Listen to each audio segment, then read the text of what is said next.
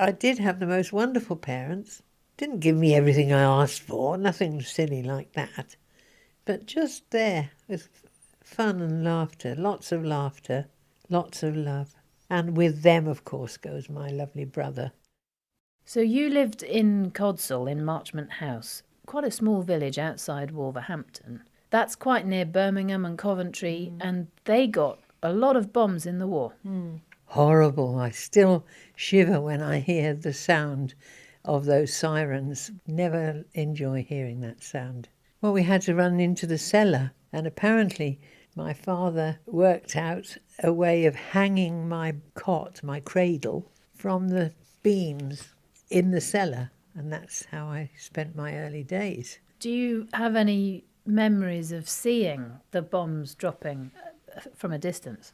Lights coming down, flashing lights, I suppose that was bombs. In the distance you could see these lights coming down. It was over Coventry that way, and they got very badly bombed, but so did Wolverhampton. After the war, your father took a job down in Cornwall as the chief engineer on the Selonian ferry going out from Penzance to the Scilly Isles every day. Yes, it certainly was a lovely thing to do as well. I'm so glad we went. Oh, it was beautiful, Cornwall was. It was just beautiful and all free. We used to go down on the rocks and play. We lived in Mosul for a little while till we settled. My parents bought a house in Madron, yes. Most days in the summer we'd come home from school and have some bun or something to eat, and then off we'd go to the beach. I mean, it was just lovely. I always wanted to do nursing. One reason being that I'd lived with a mother who was a nurse and used to talk about nursing. And so it just seemed quite natural for me to become a nurse. When I was a little girl, I used to line the dolls up and have bandages on their arms and legs. They were my patients.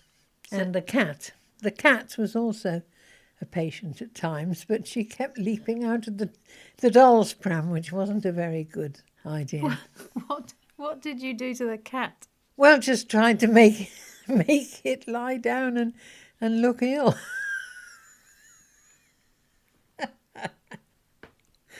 Oh dear, he wasn't very happy. I even tried with the dog, wrapping up his paws, but he didn't like that either. So you got accepted at the BRI. Yes, I did. Yes, I'm very proud.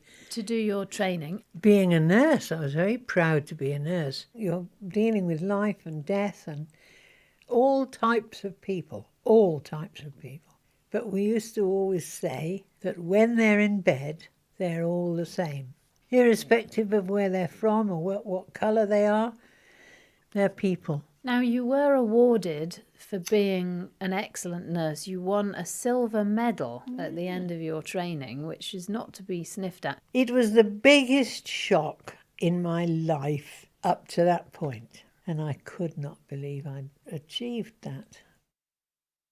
You've got all your friends also nurses. What was Bristol like in the 60s? What was your life like? The thing that was new was spaghetti bars. Little cafes that sold spaghetti, and it was the only time you'd ever tasted spaghetti. Eating it and sucking it up and everything was not terribly ladylike, but we did our best.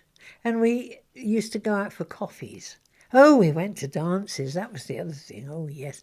And in Bristol there's the Corn Exchange. And there were other places where there were dances, the Vic Rooms and up on the Downs, whatever that one's called. Meet somebody and dance with them.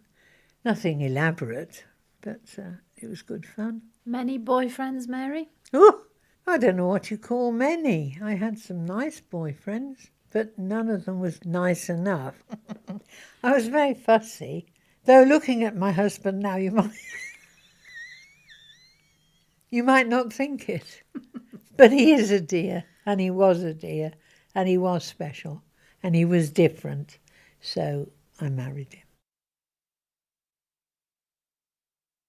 What was so good about Yatton Church for you as a family? Well, it was alive. It was really alive, and the congregation was very mixed. Yes, a real church community with a father. The parish priest was, a lot of it was because of his wonderful leadership and love of his people. Dick Ackworth. And he did a wonderful job with all of us.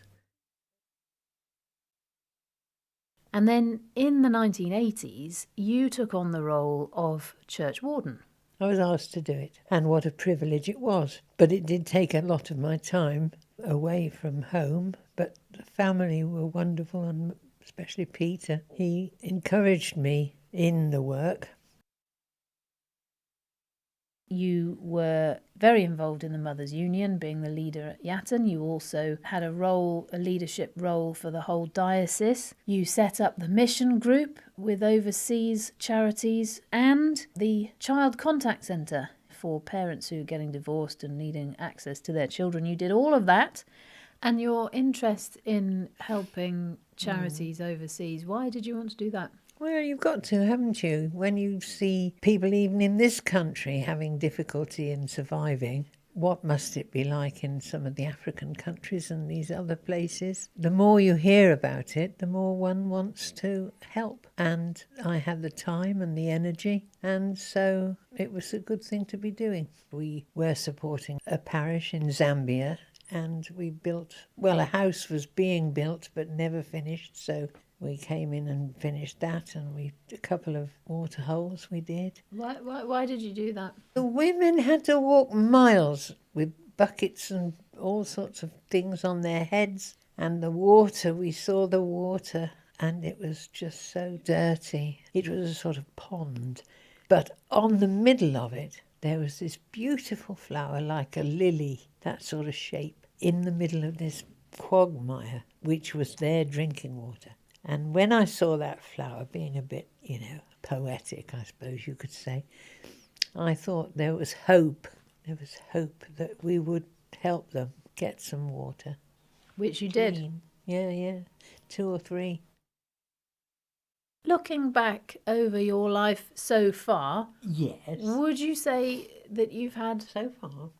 a happy life? Oh, yes. Oh, I've had a happy life. I've had my moments of feeling sad, of course I have. But no, it's been very happy with wonderful children, wonderful husband, lovely home, simple. It didn't have to be such that you didn't dare touch anything in case you broke it, or we just had a free way of living, and lots of love. In my book, success is reaching a reasonable age and being happy with friends, being useful to society, just appreciating the beauty of the world around you.